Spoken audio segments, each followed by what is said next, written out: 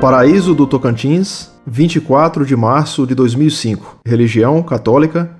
Escolaridade pós-graduação concluída. Profissão psicólogo. Tenho um amigo diácono que é muito coeso e firme em sua fé na tradição, família e propriedade. Sendo eu católico, psicólogo e bastante curioso com teologia, pois nunca estudei essa área, gostaria de tirar uma dúvida. Primeiramente, parabenizo-os pelo site, pela coesão argumental e científica com que vocês tratam a fé.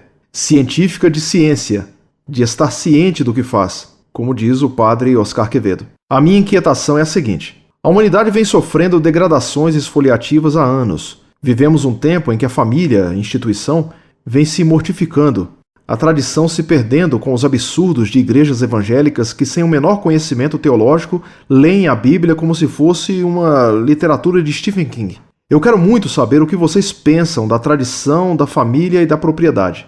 Desculpe fazer perguntas compostas, pois confundem, mas outro item é: o que provoca o sofrimento humano do ponto de vista espiritual? Os espíritas são cheios de argumentos plausíveis, mas acriteriosos. O que faz um bebê nascer sem cérebro? Anencefalia. Ou com síndromes terríveis, autismo, Rett, Klinefelter? Uma pessoa mereceria sofrer tanto? É uma inquietação. Eu trabalhei na APAE muito tempo e vi muitas mães revoltadas. Porque eu queria ter um filho saudável. Será que estamos perto do juízo final? Como dizem os protestantes, é o demônio? Ele existe? Fato que eu acredito. Por favor, me retornem, pois sou extremamente feliz por ter encontrado esse site. Não se esqueçam de responder minha pergunta sobre a TFP. Obrigado, salve Maria. Muito prezado, salve Maria. Antes de responder suas perguntas compostas, permita-me agradecer suas palavras simples de satisfação com a leitura do site Monfort. Espero que simplesmente você continue aproveitando nossos artigos e cartas. O demônio existe sim. Nosso Senhor Jesus Cristo, com divina clareza, fala dele e de sua existência muito real nos evangelhos, e o livro de Jó denuncia como ele atua. Sei sim que o padre Quevedo, contra o ensinamento de Cristo, se esforça em negar a ação do diabo através de sua nova ciência paranormal. Mas Jesus é Deus e homem, e é infinitamente mais sábio do que o padre Quevedo. Jesus não fez curso de parapsicologia, essa paraciência anticristã, e por isso ensinou divinamente que o diabo existe e que possessões são possíveis. Em que pese tudo o que afirma gratuitamente a pseudociência quevediana, que aliás não pesa nada. E caso você tenha alguma dúvida sobre a existência do diabo, aconselho que abra os olhos e os ouvidos e você o verá atuando e o ouvirá discursando em comícios, fazendo comentários na mídia ou fazendo sermão em igrejas e igrejolas. Porque o diabo hoje ou fez seminário ou fez curso de jornalismo, quem sabe até na PUC, para passar por católico, imagine, ou em faculdades de direito de fim de semana, ou mesmo na semana inteira. Abra os olhos e veja que profanações sacrílegas e ações anticristãs ocorrem em muitas missas hoje, até em Paraíso de Tocantins. Porque depois do Vaticano II, o mal se tornou pastoralmente universal. Entrou até no Paraíso de Tocantins, é claro. Abra os ouvidos. Sei que para isso será preciso que você tenha uma grande paciência e uma grande capacidade para suportar sofrimentos entediantes, mas abra os ouvidos, peço-lhe, e enquanto a Assembleia dormita, fingindo que escuta, preste atenção nos sermões dominicais pronunciados em muitas igrejas hoje. Assista às assim chamadas missas televisadas em redes de morte doutrinária. São espetáculos do nível mais baixo que a criatividade pós-conciliar conseguiu inventar. Sei que isso é pedir demais, mas coragem. Aguente ouvir 10 minutos desses sermões e você terá a prova de que o diabo existe mesmo e de que ele domina hoje alguma coisa mais do que o mundo. Pois até parece que alguém o adorou no alto do monte Tibidabo, no século XX, acreditando que o demônio lhe daria todos os reinos da terra. Abriram a igreja ao mundo, esquecendo que todo mundo está posto no maligno. Primeira carta de João, capítulo 5, versículo 19. E o maligno entrou no templo de Deus, como até Paulo VI constatou. Ou então, supremo ato de heroísmo em matéria de paciência, leia o comunicado número 347-53207 do setor subregional Sudeste 15 da Verborreica CNBB. Neles, você pode tomar conhecimento de que há pastores satisfeitos com o governo Lula, mesmo depois de ele ter aprovado a lei que permite assassinar embriões. São pastores satisfeitos com os métodos científicos jurídicos modernos que o lobo arquitetou para matar ovelhas, pois esses métodos, além de matar ovelhas embrionárias, dão emprego para enfermeiros e médicos assassinos, ajudantes de laboratórios químicos e até mesmo a coveiros. Finalmente, o Lula está combatendo o desemprego, à custa da vida de embriões inocentes. Fazendo tudo isso, abrindo os olhos e ouvidos, você verá, sem dúvida, como o diabo continua existente e atuante. Se hoje os padres modernistas aposentaram o diabo, você poderá encontrá-lo, se não disfarçado de velho beato tossindo fogo, nas filas do INSS, certamente, como já disse, nas leis iníquas que o Lula acaba de aprovar sobre os embriões. E isso acarreta a excomunhão para quem propôs essa lei, para quem votou a seu favor, para quem a patrocinou, apresentou. Lacaio Severino sob a excomunhão, assim como sobre o Lula que a sancionou. Acarreta a excomunhão, late sentença, e os elogios de alguns pastores que o elevaram do emprego de metalúrgico, que ele pouco exerceu, para a cadeira presidencial, que ele mal exerce, não o salvarão da excomunhão. Como você vê, o diabo não só existe, mas tem mais servidores do que o INSS. Hoje, há mais servidores do diabo do que funcionários novos nos cargos de confiança governamentais. Portanto, são multidão. Sem contar os padres hereges que trabalham para o diabo, negando a sua existência, embora o tenham como patrão. Veja o que acaba de confessar Frei Beto em entrevista para Salomão Schwartzman, quando tal Salomão perguntou a Beto: Frei Beto, o diabo está mesmo entre nós? Frei Beto, quase liturgicamente, respondeu que, de fato, ele está no meio de nós. A resposta verdadeira da liturgia latina é: et cum spiritu tuo. E como a liturgia antiga era veraz e verdadeira. E falando em diabos, você e sua perguntas compostas me questiona sobre a TFP. Essa é uma mistura, uma confusão, que normalmente resulta de fazer perguntas compostas. Sai confusão mesmo, da qual não tenho culpa. Se lhe dou uma resposta composta, é que fui induzido ou contaminado por suas perguntas compostas. Perguntas compostas são contagiantes e causam, inevitavelmente, respostas compostas. Ela, a TFP, como a confusão e o diabo, também existe. Uma TFP é desprezada pela claresia como vetusta e antiquada. E é chamada TFP dos provectos. TFP falida, envelhecida e comatosa, como doente que perdeu a hipófise. A outra TFP é barulhenta, embotada, como o famoso gato que andava de botas enganando os outros e abençoada pela CNBB. Ao menos por uma ala da CNBB, que lhe permite entrar de botas e banda nas igrejas, a pretexto de cultuar publicamente Nossa Senhora. E secretamente, Plínio e sua mãe. Dele, é claro.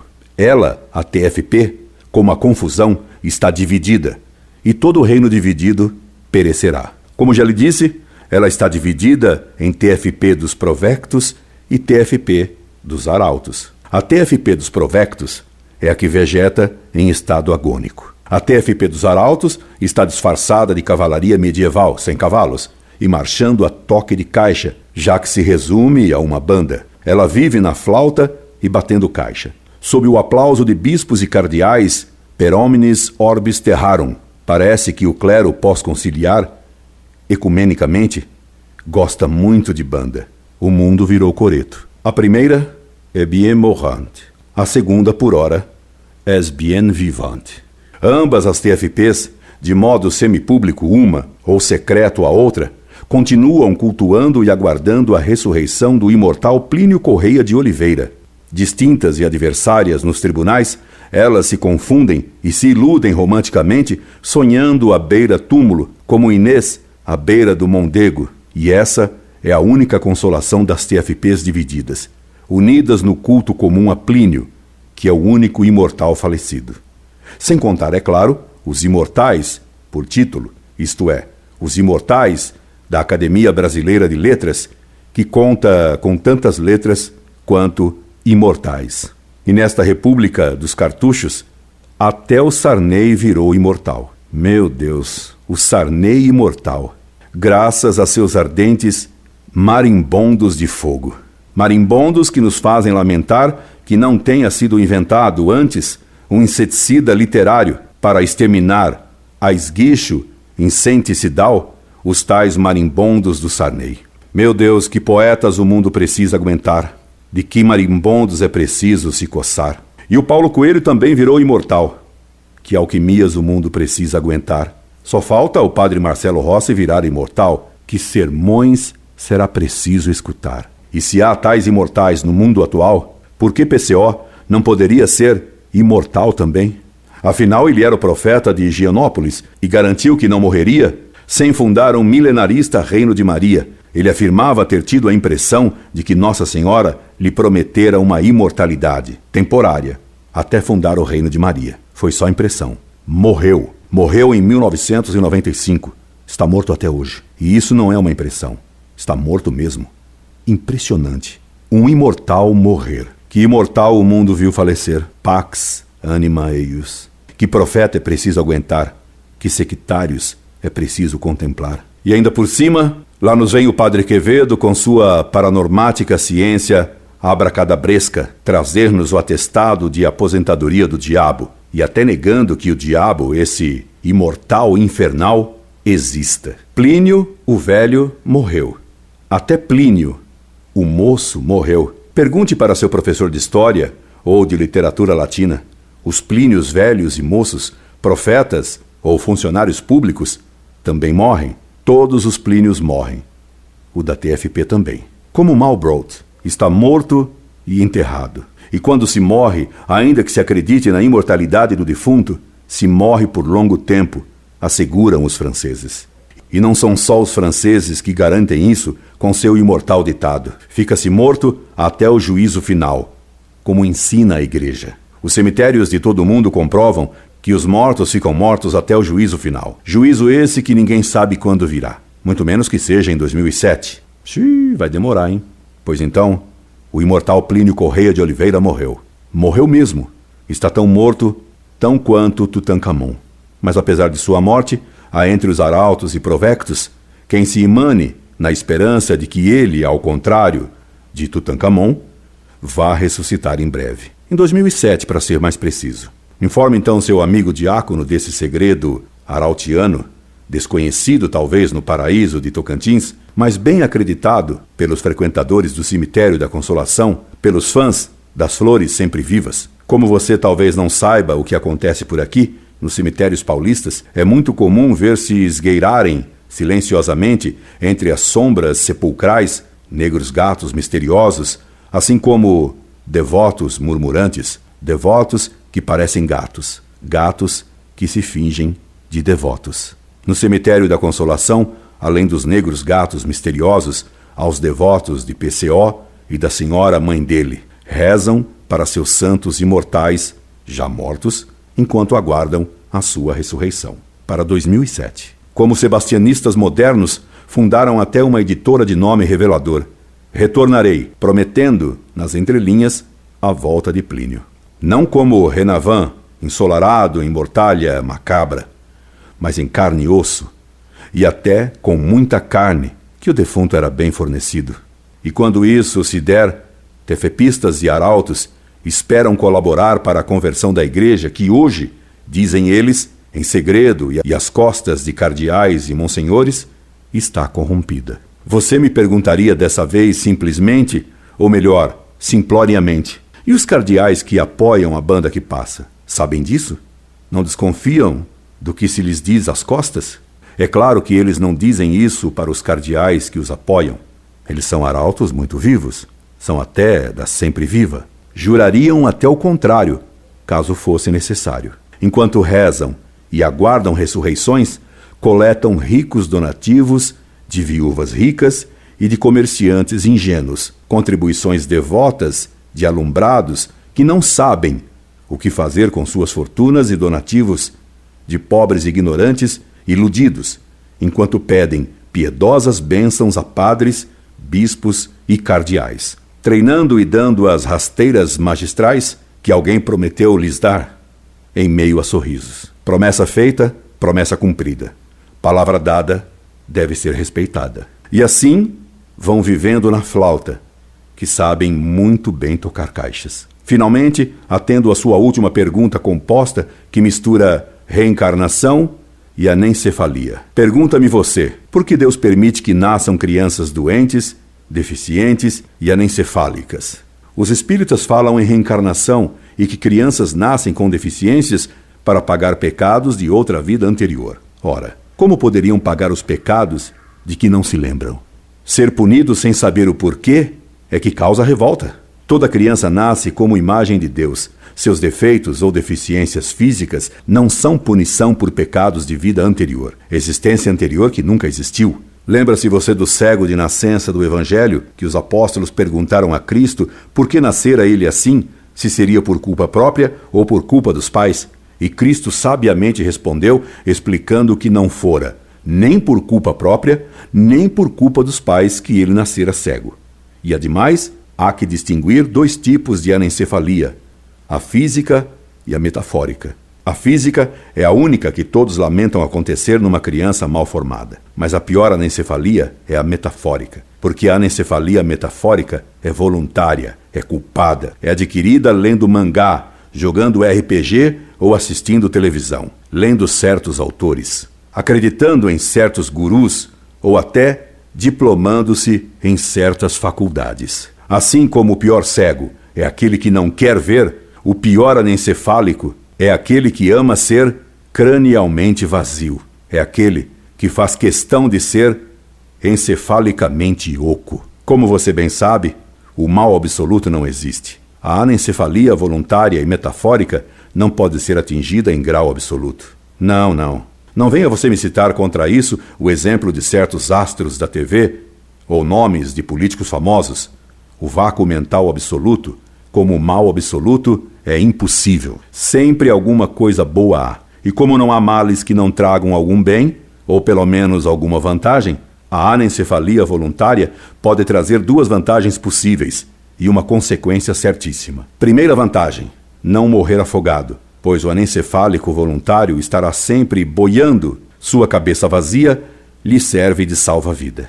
Segunda vantagem, poder se tornar imortal de algum modo que seja, nem que seja escrevendo poesias incéticas ou prosas esotéricas. E a consequência certíssima será de pertencer ao número da multidão dos seres tidos como normais neste século XXI, que se inaugurou a civilização do amor, neste amaldiçoado tertium millennium inuente, no qual só reina a heresia e a violação da lei de Deus. E graças vos dou, meu Deus, por não me ter feito homem deste século, e que não me permitistes conformar-me a este mundo imerso no maligno. Maligno mais atuante do que nunca, em que pese a pseudociência paranormática do Padre Quevedo, et similis. Relendo sua carta, me dei conta de como sua perguntação composta me contagiou. Saiu-me uma repostação composta e meândrica, como um rio que vai para cá e para lá, hesitando em seu caminho, buscando a inclinação mais agradável, ainda que mais longa, mas buscando sempre o mar, buscando a grandeza, mesmo quando, ao desprezar toda a mesquinhez, mesmo ao rir de tanta tolice embasbacada às suas margens, e que Deus o guarde em sua santa simplicidade. Incorde Jesus Semper, Orlando Fedeli.